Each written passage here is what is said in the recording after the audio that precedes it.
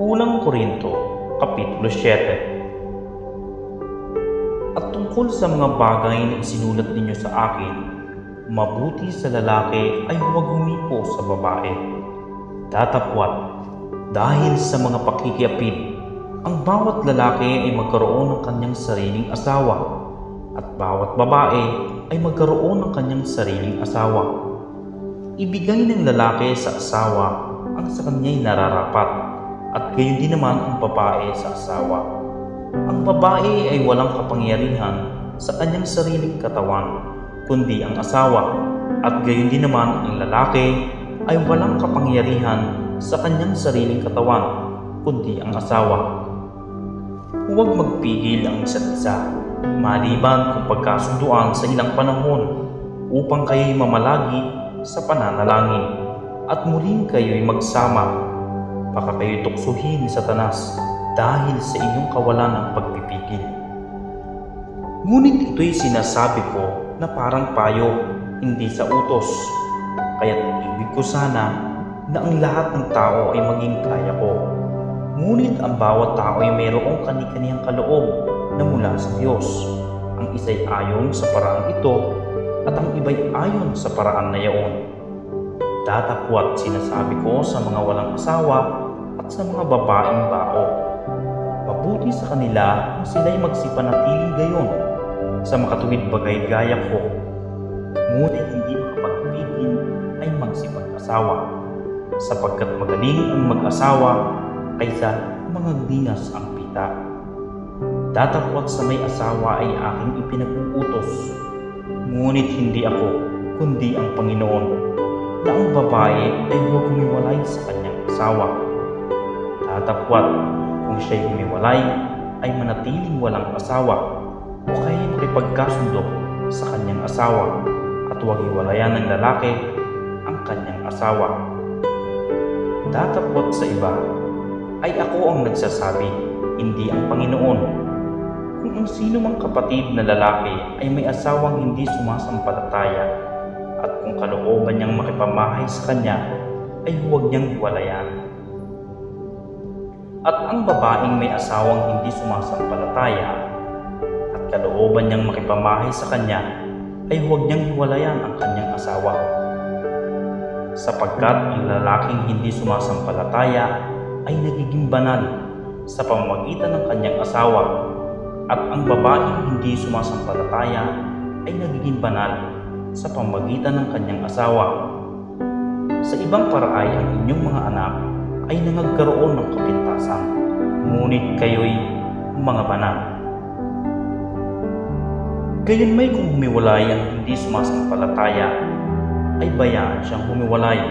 Ang kapatid na lalaki o kapatid na babae ay hindi natatali sa mga ganitong bagay, kundi sa kapayapaan kayo tinawag ng Diyos. Sapagkat paano malalaman mo o babae kung maliligtas mo ang iyong asawa? O paano malalaman mo o lalaki kung maililigtas mo ang iyong asawa? Ayon nga lamang sa ipinamahagi ng Panginoon sa bawat isa, ayon sa pagkatawag ng Diyos sa bawat isa, ay gayon siya lumakad. At gayon ang iniuutos ko sa lahat ng mga iglesia. Tinawag baga ang sinumang tao na hindi tuli? Huwag siyang maging di tuli. Tinawag baga ang sinumang taong di tuli? Huwag siyang maging tuli. Ang pagtutuli ay walang anuman, at ang di pagtutuli ay walang anuman, kundi ang pagtupad sa mga utos ng Diyos. Bayaan ang bawat isa'y manatili doon sa pagkatawag na itinawag sa Kanya. Ikaw bagay alipin ang ikaw yung tinawag? Huwag kang mag-alala. Kung maaaring ikaw ay maging malaya, ay pagsikapan mo ng maging laya. Sapagkat tinawag ng Panginoon nang siya'y alipin, ay malaya sa Panginoon. Gayon din naman ang tinawag ng siya'y malaya, ay alipin ni Kristo. Sa halaga kayo'y binili, huwag kayong maging mga alipin ng mga tao. Mga kapatid, bayaang ang bawat isa'y manatili sa Diyos sa kalagayang itinawag sa Kanya. Ngayon, tungkol sa mga dalaga ay wala akong utos utos ng Panginoon. Ngunit ibinibigay ko ang aking pasya na tulad sa nagkamit ng habag ng Panginoon upang mapagkatiwalaan. Inaakala ko ngang mabuti ito dahil sa kasalukuyang kahapisan. Sa makatuwid bagay mabuti ngang ang tao'y manatili ng ayon sa kanyang kalagayan. Natatali ka ba sa asawa? Huwag mong pagsikapang ikaw ay makalalag. Ikaw bagay kalag sa asawa, huwag kang humanap ng asawa. Ngunit kung ikaw ay mag-asawa, ay hindi ka nagkakasala. At kung isang dalaga ay mag-asawa, ay hindi siya nagkakasala. Datakwat ang mga gayon ay magkakaroon ng kahirapan. Salamat. At ibig ko sanang kayo'y iligtas.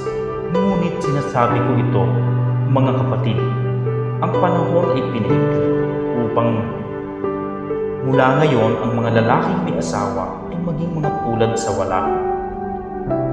At ang mga nagsisiiyak ay maging tulad sa mga hindi nagsisiiyak. At ang mga nagagalak ay maging tulad sa hindi nagagalak. At ang mga nagsisilbi ay maging tulad sa mga walang inaari.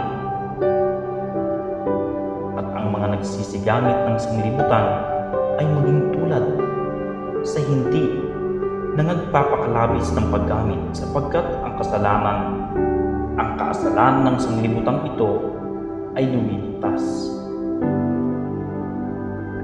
Datapwat ang ibig ko ay mawalan kayo ng kabalisahan. Ang walang asawa ay nagsusumakit sa mga baon kung paano makalulugod sa Panginoon. Ngunit ang may asawa ay nagsusumakit sa mga bagay ng sanglibutan kung paano makalulugod sa kanyang asawa. At nagkakabahabahagi ang isipan. Gayon din naman ang babaeng walang asawa at ang dalaga ay nagsusumakit sa mga bagay ng Panginoon upang siya'y maging banal sa katawan at sa espiritu man. Ngunit ang babaeng may asawa ay nagsusumakit sa mga bagay ng sanglibutan kung paano makalulugod sa kanyang asawa. At ito'y sinasabi ko sa inyong sariling kapakinabangan, hindi upang alisin po ang inyong kalayaan, kundi dahil sa bagay na nararapat. At upang kayo'y makapaglingkod sa Panginoon ng walang abala. Ngunit kung iniisip ng sino mang lalaki na hindi siya gumagawa ng marapat sa kanyang anak na dalaga, kung ito'y sumapit na sa kanyang katamtamang gulang, at kung kailangan ay sundin niya ang kanyang maibigan, hindi siya nagkakasala, bayaang mag-asawa sila. Subalit, ang nananatiling matibay sa kanyang puso na walang kailangan kundi may kapangyarihan tungkol sa kanyang sariling kalooban at pinasiyahan sa kanyang sariling puso na ingatan ang kanyang sariling anak na dalaga, ay mabuti ang gagawin. Kaya nga, ang nagpapahintulot sa kanyang anak na dalaga na mag-asawa ay gumagawa ng mabuti, at ang hindi nagpapahintulot na siya'y mag-asawa o mag-asawa ay gumagawa ng lalong mabuti. Ang babaeng may asawa ay natatalian, samantalang nabubuhay ang kanyang asawa. Ngunit kung patay na ang kanyang asawa, ay may kalayaan siyang makapag-asawa sa kanino mang ibig niya, sa kalooban lamang ng Panginoon. Ngunit lalong maligaya siya kung manatili ng ayon sa kanyang kalagayan, ayon sa aking akala, at iniisip ko na ako'y may espiritu rin naman ng Diyos.